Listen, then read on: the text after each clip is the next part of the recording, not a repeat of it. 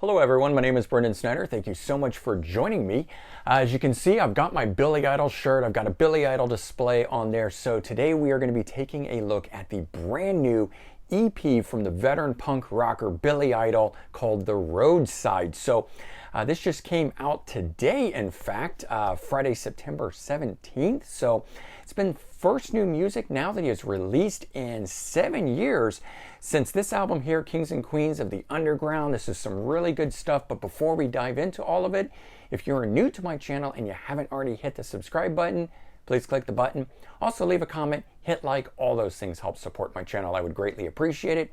And of course, as an added bonus, by subscribing, you'll be able to stay up to date on all that's going on in the world of music, just like this, with taking a look at the brand new Billy Idol EP, The Roadside. So a little history for you guys. He started back in 1976. So, Billy Idol's been kicking around for 45 years in the music industry, first joining the punk band Generation X. And if you're not familiar with them, do check them out. They are some really, really good stuff there.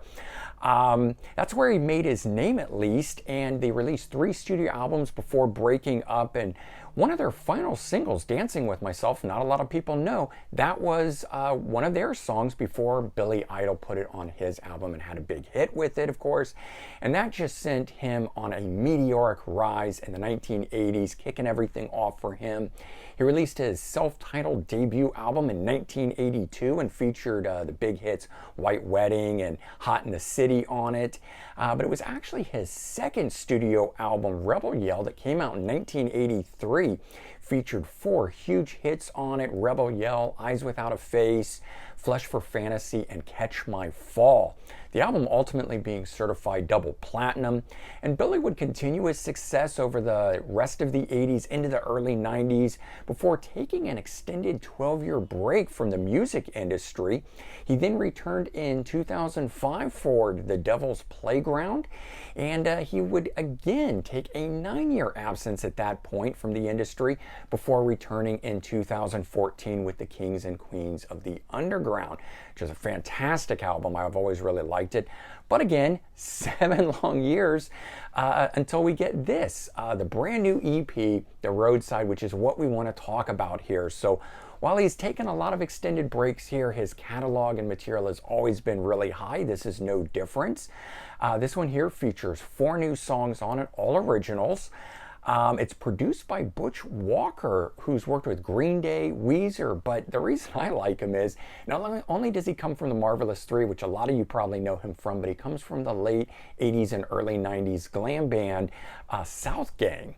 So definitely cool to have him on board. Of course, he's got longtime guitarist Steve Stevens joining him here, and I've always felt Steve was just as much a part of Billy Idol's sound as Billy's voice is on it. But having Butch Walker on, he also plays drums, bass, guitar, and keyboard. So having him join in and bring his pop sensibilities to all this, I think, is a welcome addition.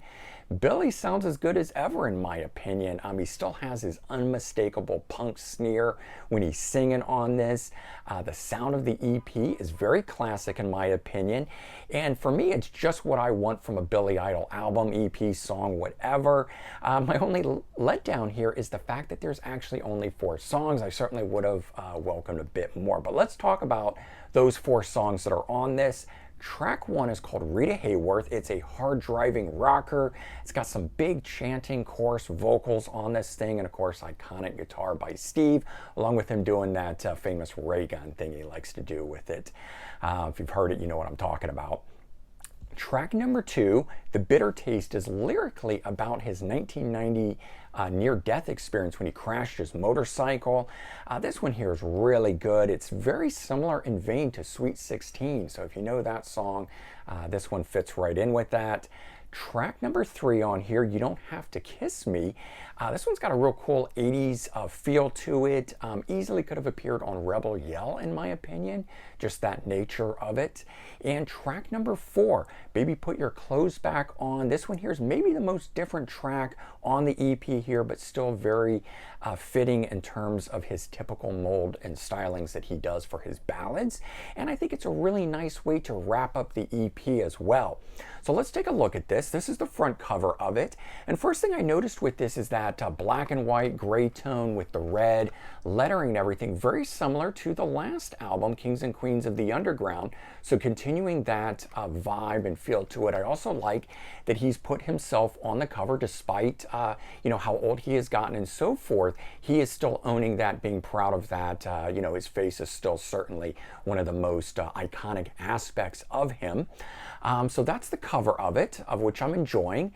And it's a cardboard sleeve, but it is a gatefold.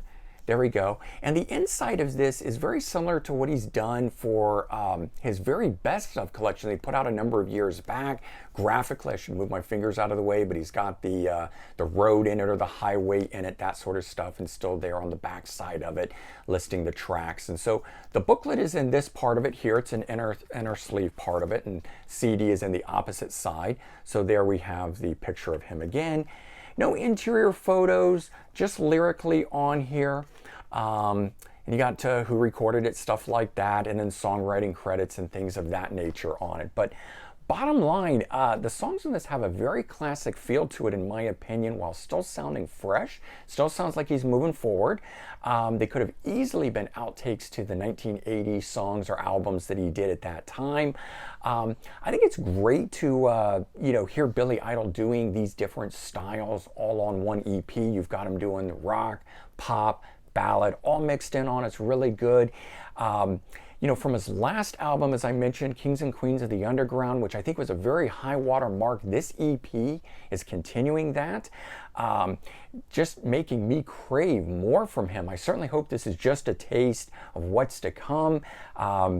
I certainly would like more Billy Idol. I hope we're getting a brand new album here. We'll all have to cross our fingers and hope for that. But certainly do check this out. I don't think you'll be disappointed. I think this is some really good high water Billy Idol performances on this stuff here. So hope you guys enjoyed this review. And if you did, please remember to comment, like, and subscribe.